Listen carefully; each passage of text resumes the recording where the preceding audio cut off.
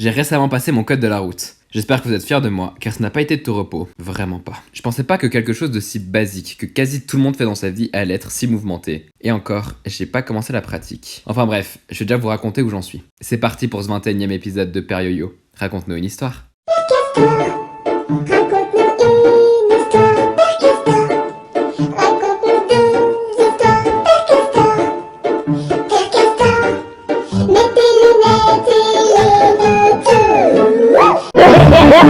En Suisse, le permis de conduire est en 2 étapes. La première, c'est la théorie, c'est celle que j'ai finie en avril dernier, et elle-même est séparée en 4 sous-étapes. Ça fait beaucoup là, non? D'abord, il y a 10 heures de cours de premier secours, et ça, c'était quelque chose. Je les ai faites en juillet 2022, et mon dieu, c'était lunaire. On était 4, il y avait un couple, un gars et moi. Pendant ce cours, il y avait beaucoup de pratiques qu'il fallait faire par duo. J'ai donc fait avec l'autre qui était venu tout seul. Il ne m'inspirait pas confiance, mais il n'y avait pas vraiment de raison. Et bah j'aurais dû suivre mon instinct. À un moment, on apprenait à sortir quelqu'un d'une voiture en feu. Le mec s'assied dans la voiture pour que je puisse faire l'exercice et il fait des bruits trop bizarres dès que je le touche. Je me dis que c'est chelou, mais je continue à faire les mouvements nécessaires. Le problème c'est qu'il ne sait pas faire, donc c'était vraiment compliqué de réussir à le sortir de la voiture. La prof dit au gars qu'il fait pas d'effort et il répond: non mais c'est juste que j'aime pas être touché par un homme. Dans ma famille, 2 hommes ne se touchent jamais car c'est mal et ça fait un peu... Enfin j'ai rien contre ça, hein, mais tu comprends, n'est-ce pas? J'étais choqué, au point que comme un clown j'ai répondu: oui, je comprends.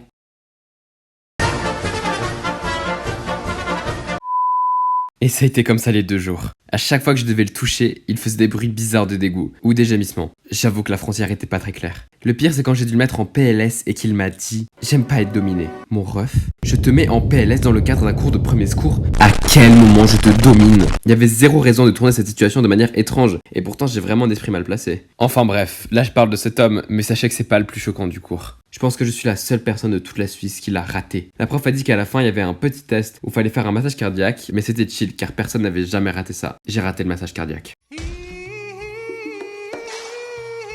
Mais c'était chill car personne n'avait jamais raté ça. Première tentative, j'ai pas réussi à faire assez bien. La meuf me dit alors qu'il n'y a pas de souci, elle me fait refaire avec un mannequin plus facile et en me positionnant les mains correctement. Oui, c'était avec un mannequin. J'ai même pas l'excuse que l'autre con voulait pas être dominé. Et bah là encore, j'ai pas réussi. La prof était tellement choquée qu'elle a fait: ouais, c'est pas vraiment bon, mais on va dire que c'est pas grave, je te fais quand même ta carte. En vrai, c'est pas si grave, juste il y a un accident de voiture et que je suis le seul qui peut aider. J'espère que la personne blessée ne tient pas trop à sa vie. De toute façon, elle allait pas me faire payer 150 balles une nouvelle fois. Car oui, c'était 150 balles. Une fois que ce cours était fini, j'ai dû faire la 2e étape, un simple test de vue. Je suis juste allé chez un opticien, j'ai raté le test de vue.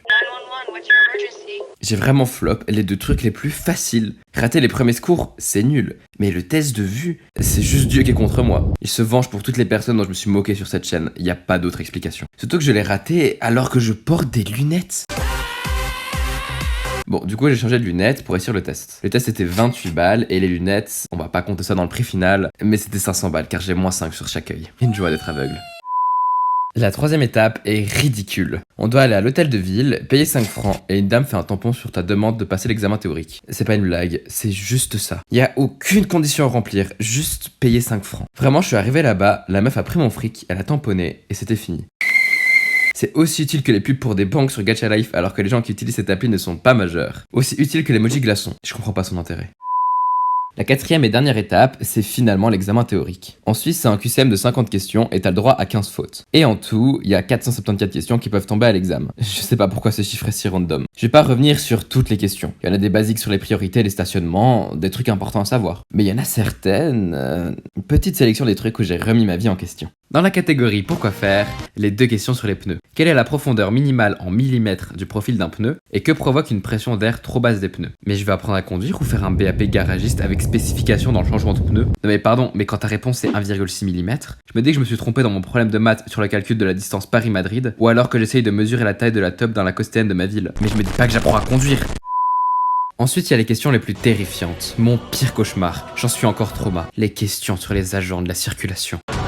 Il y en a genre 6 où tu vois une image d'un mec en gilet fluorescent qui fait nimp avec ses bras et tu dois comprendre ce qu'il veut. Mesdames et messieurs, voici le langage des agents de la circulation. Un bras levé, les véhicules de toutes les directions doivent s'arrêter. Un bras allongé sur le côté, la circulation venant de derrière l'agent doit s'arrêter. Les 2 bras allongés de côté, la circulation venant de derrière et de devant l'agent doit s'arrêter. Signe de s'approcher, la circulation est permise dans la direction indiquée. Mouvement répété de l'avant-bras de haut en bas, tous doivent ralentir. Vous voulez toujours passer le permis? Non mais est-ce que c'est légal de devoir retenir ça? Je crois pas, non. C'est pas que j'en ai marre, mais je suis un peu fatigué. J'aimerais revenir sur le signe de s'approcher. Je n'ai rien contre les gens qui font les questions, mais si le McDo pouvait oublier leur sauce lors de leur prochaine commande, ça me ferait plaisir. Signe de s'approcher. Je suis désolé, mais sur une photo, on ne comprend pas ce que c'est le signe de s'approcher. Mettez une vidéo, ou ne mettez pas de questions pour ça, car vraiment, on ne comprend pas sur l'image. Qu'est-ce qu'il fait? Est-ce qu'il a une crampe au bras, ou est-ce qu'il aimait un peu trop l'Allemagne dans les années 40? Je sais pas.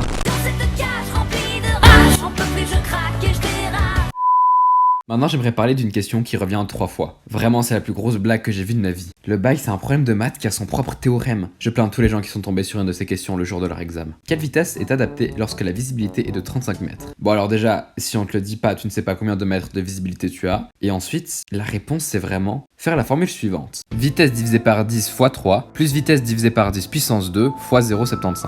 Mais quand je conduis, ça je ne vais pas faire ce calcul. J'aimerais beaucoup que ce soit une blague, mais ça n'en est pas une. Je vais pas faire ce calcul aussi long qu'un jour sans pain alors que je dois rester concentré sur la route. Vous vous rendez bien compte que de tête ce n'est pas faisable. C'est la question la plus conne que j'ai vue de ma vie. Et vraiment, elle revient 3 fois avec 3 visibilités différentes. Pourquoi faire?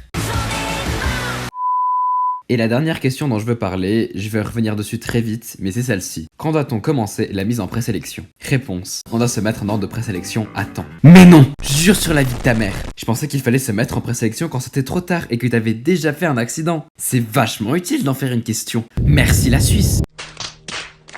Et les gens qui ont fait ces questions ont été finis à la javel. Je suis désolé pour eux, mais là c'est chaud quand même. La réponse aurait été 1,6 mm, ça aurait été moins choquant. Bon, on va conclure avec l'examen, car il n'y a pas grand chose à dire. On était genre 20 dans une salle, et dès que quelqu'un finissait, l'inspecteur disait « Bravo, t'as réussi » ou « Va te faire foutre, t'as raté ». C'était très oppressant. Mais ça va, je l'ai réussi du premier coup en faisant seulement 3 fautes. Oui, j'ai plus réussi l'examen théorique que le test de vue et les cours de premier secours. Logique. Passer l'épreuve, ça a coûté 40 balles, et recevoir le permis provisoire qui te permet de t'entraîner à la conduite, ça a coûté 30 balles. 30 balles pour juste un bout de papier qu'ils ont imprimé. Le coût total de juste la partie théorique est donc de 253 francs, plus les 500 balles de lunettes. On vous souhaite tout le bonheur du monde. Je suis ravi. Et j'ai pas compté ni le fait que j'aurais pu rater le premier essai, ou que l'application pour réviser coûtait 20 balles. Et vraiment, la partie théorique, c'est la moins chère. J'ai pas encore commencé à conduire, et j'ai déjà quasi dépensé autant pour la pratique. Mais ça, j'en reparlerai quand j'aurai mon permis, si je l'ai un jour. Après tout, j'ai bien raté un test de vue. Les